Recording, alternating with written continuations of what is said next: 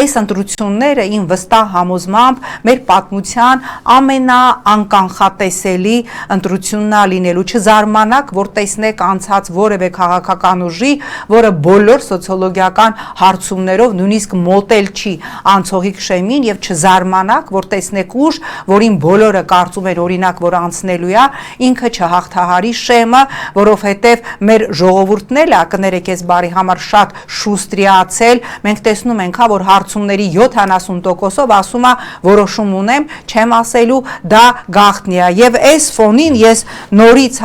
զուտ այն էլեկտորատին, որը հականիկոլ է, այդ էլեկտորատին ավելի մոտիվացնելու համար ես նորից ուզում եմ կրկնել այն, ինչ երեք առաջարկել է Հանրապետական կուսակցությունը, ինչի մասին խոսք գնաց նաև ՀՀԿ համագումարում, ինչն է ձեզ խանգարում, հարգելի ընդդիմադիրներ, որովհետև ժողովրդի մի զգալի հատվածով անտինիկոլա ձեզ էլ չի հավատում այն կանխավարկածով կամ այն դառը փորձը ունենալով, որ ինչ որ մի պահի դուք ժողովրդին կթողեք փողոցում կամ կգնաք գործող ռեժիմի հետ համագործակցության։ Հիմա երեք նորից վերաթարմացվեց առաջարկը շատ ավելի կոնկրետ շեշտադրումներով, նշելով այդ ցուցակի մի 1000 էջել ես կավելացնեի, թե ինչ արել այս ռեժիմը եւ ինչի համար պիտի գնալ ու մերժել այս ռեժիմին, ստորագրեք մի մեմորանդում, ձեր ցուցակի, ասենք 30 հոգին, այն տեսանելի դեմքերը, որ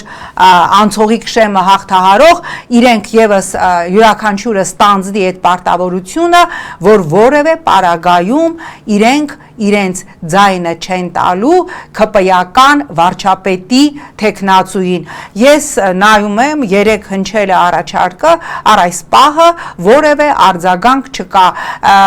Շատերը կասեն, դե դա կարևոր չի, չէ, դա շատ կարևոր է։ Հավատացնում եմ ձեզ, ինձանից շատ դուք բոլորդ էլ գիտեք, ժողովրդի հետ շփվող քաղաքական գործիչ քիչ կա, եւ ես ձեզ վստահեցնում եմ, հիմնական այսպես պրետենզիան, ընդդիմության հանդեպ այն հատվածի, ով հականիկոլը ասում է, չենք հավատում, որ իրանց կռիվը մանդատի համար չի եւ չենք հավատում, որ նրանց մեջ տեսնում ենք ուժեր, որոնց կասկածում ենք, որ ինչ որ մի պահի, ես չեմ ուզում շատ ավելի կոպիտ բառ ասել, նրանցից Նիկոլը կարա մարդ գողանա, եթե սահմանադրական մեծամասնության համար իր ձայները պակասեն։ Ստորագրեք, ապացուցեք, որ ձեր կռիվը ոչ թե մանդատի համար է, այլ ձեր կռիվը, ինչպես դուք եք ասում իրավացիորեն ձեր բոլոր հանրային ելույթներում, Հայաստանի պետականության անկումը կանխելն է։